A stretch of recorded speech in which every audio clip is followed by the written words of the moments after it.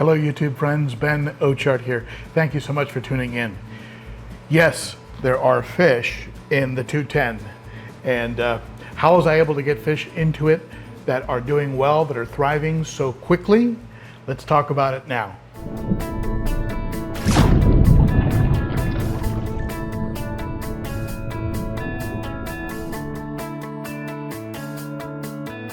If you're new to the channel, why not hit that sub button and the notification bell, and that will tell YouTube that you like the channel and encourage YouTube to get other fish keepers to see the channel.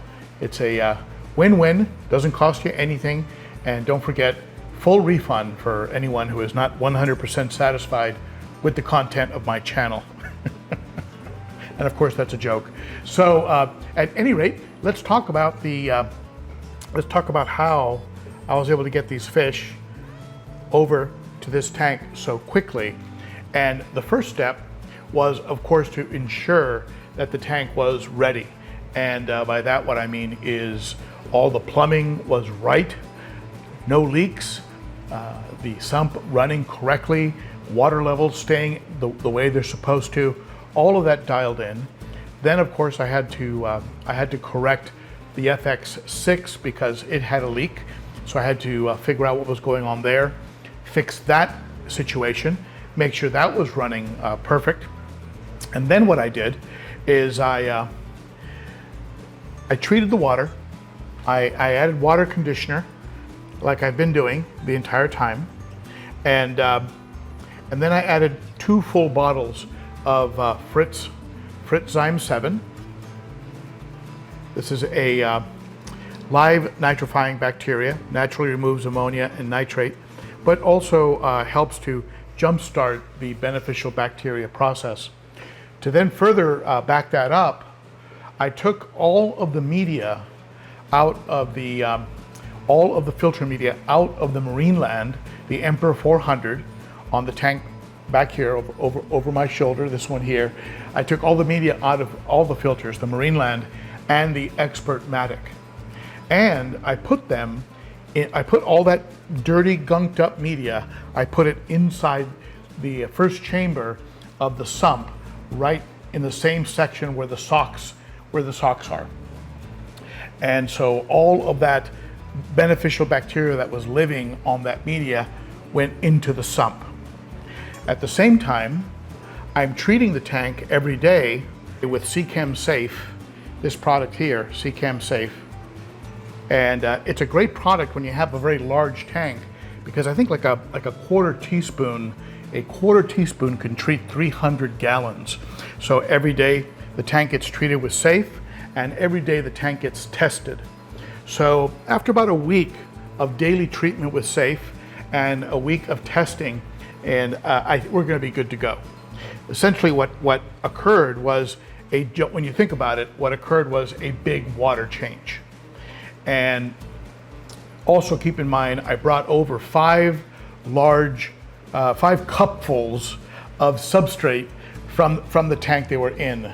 So 5 cups of substrate were taken, scooped out of that tank and dumped into here, as well as a couple of the caves, these 2 caves here, and the plants.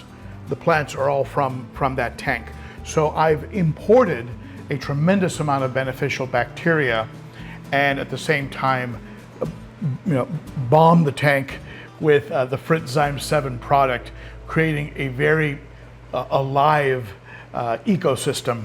And now what I have is some very happy, very, very colorful fish, like this Autopharynx tetrastigma that is just absolutely beautiful. Now, the second I brought them over, the dragon blood became a complete and total jerk, and just started sort of picking up where he left off in the 55, chasing him around, trying to keep him corralled in the corner. So doing the same thing except on a bigger scale, with 4 times the real estate. So I ended up putting the dragon blood back in the 55 just to see how things would smooth out with him not in the mix. And immediately the Phoenix picked up right where the dragon blood had left off. So the phoenix went into the dominant position and started to chase fish around. But the difference being that the phoenix settled down. After the phoenix established that he was really the alpha fish, he then sort of backed off and wasn't doing that constant, psychotic, never-ending chasing that the dragon blood was doing. I might reintroduce the dragon blood into the tank when I reintroduce the Eureka Red Jake. Eureka Red Jake is going to be, I'm going to give one more shot in this tank and see how he does at the same time that I bring over the fish from the other cichlid tank. I'm going to give this tank maybe a week or two, let it kind of settle in with these fish in it, and then start bringing in the other fish, the predator haps, which include the Venusus, the living stone eye, the trout, and fish like that from the other tank. And we'll see how it all smooths out. At the same time, I'm working out some deals with my friend and channel sponsor, James Largo over at the Cichlid Shack, to get some additional fish to add to the collection. I want to get definitely want to get a sand diver, possibly a Fusco, and fish like that have been some of my all-time African cichlid favorites. He got some more inventory in, and we went back and forth a little bit about some new fish. I wanted to wait. I wanted to hold off and just wait till some of the things here kind of sorted out, and then we can talk about adding fish, which I'll of course quarantine in the 55-gallon tanks. So this tank is ready to go. The Autopharynx obviously likes being on camera and is being a ham tonight. And that's it. If you have any questions, certainly comment below. You can also watch a video that I did a while back called adding fish instantly to an aquarium.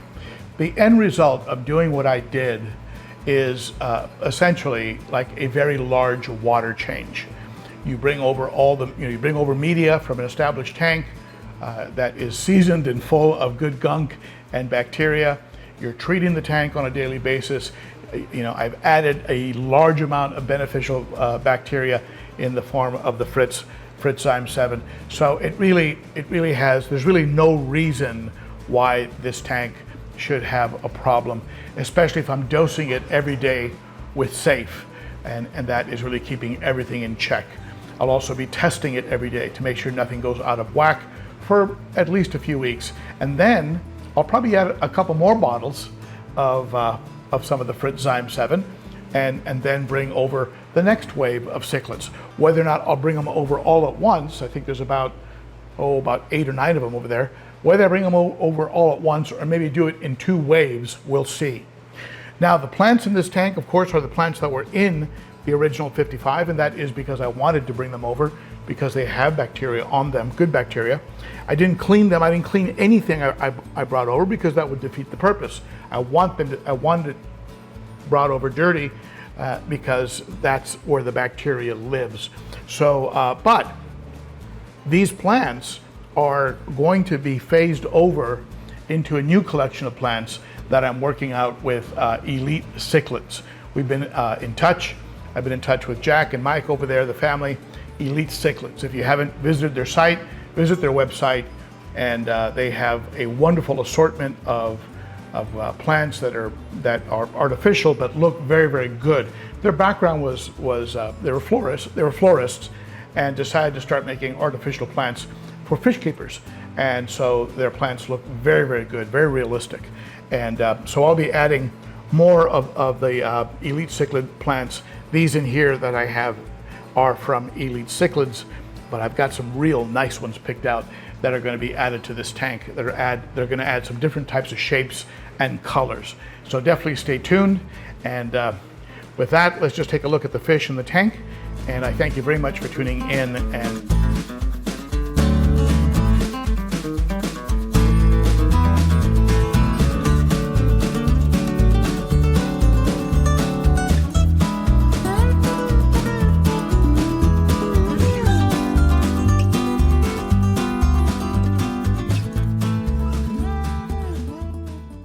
Stop in on Saturday for cichlids and coffee.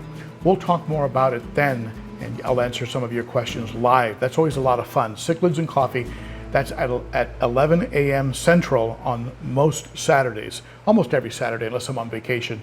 All right, so that's it for me. I'll see you next time. Bye-bye.